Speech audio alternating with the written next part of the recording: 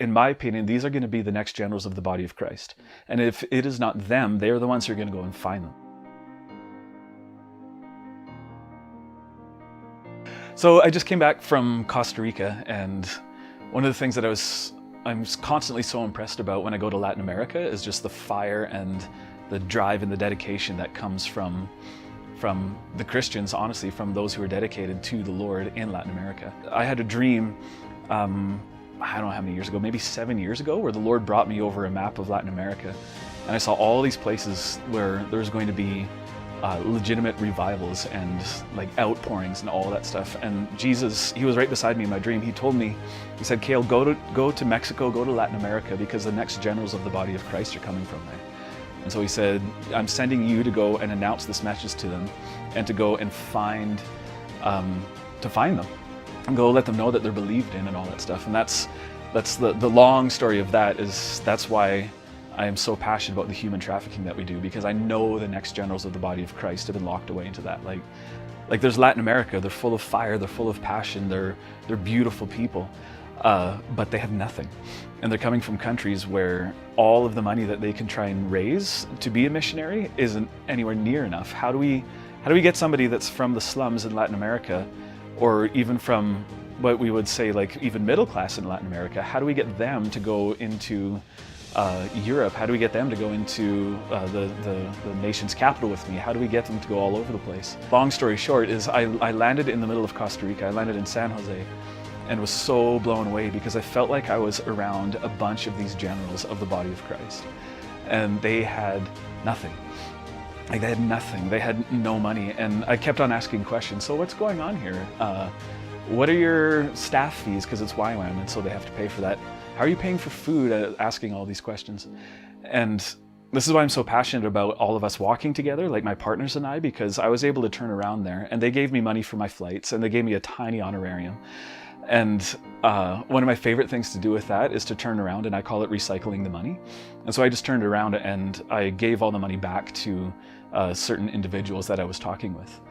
The only reason I can do that is because we have people that said, we believe in this vision and we believe in what I'm doing. And so I was able to say, like, yeah, I don't have to worry about the airfare. I don't have to worry about the honorarium. I talked to one of the base leaders, and we said, okay, we're going to play Santa Claus.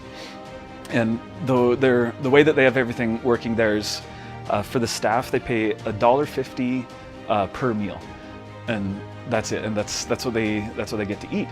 And so we went into their computer system, and we went through and we checked out, okay, who has meals and who doesn't.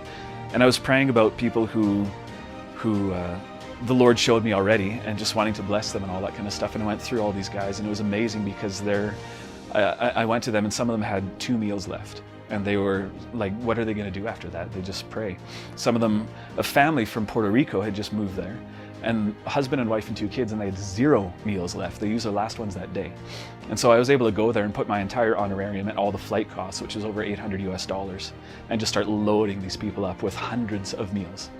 And they told me afterwards that we broke a record. The most that they've had that they've ever seen was, like they said, was maybe 27 meals at a time. And so I was able to put 150 on one guy's, another 150 on another guy's. I gave 200 to the family.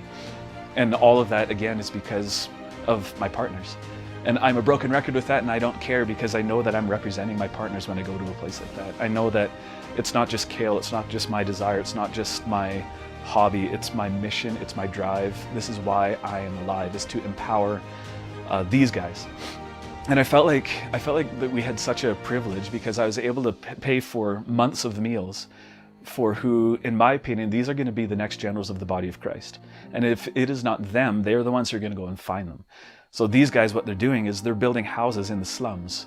They're doing that. They're going into human trafficking areas and rescuing people. There's refugee camps at the north of Costa Rica, which I never knew about, but there's refugee camps full of people that are coming from South America trying to make it up to Mexico and into the United States, and they got stopped at the Costa Rican border. So there's thousands of people waiting there. And these guys from Costa Rica, they're saying, we have nothing, but we have faith, and so they're building a system to go up into the refugee camps to start rescuing people. And it's like, who wouldn't support these guys? Like, I get to go in there and teach, and I get to go in there and train, and we had an incredible time with the Lord. We had an absolutely incredible time on the base that week. But I felt more importantly than that, we were able to provide physically for these people who are giving absolutely everything and choosing to live in total poverty so that they could go and rescue people.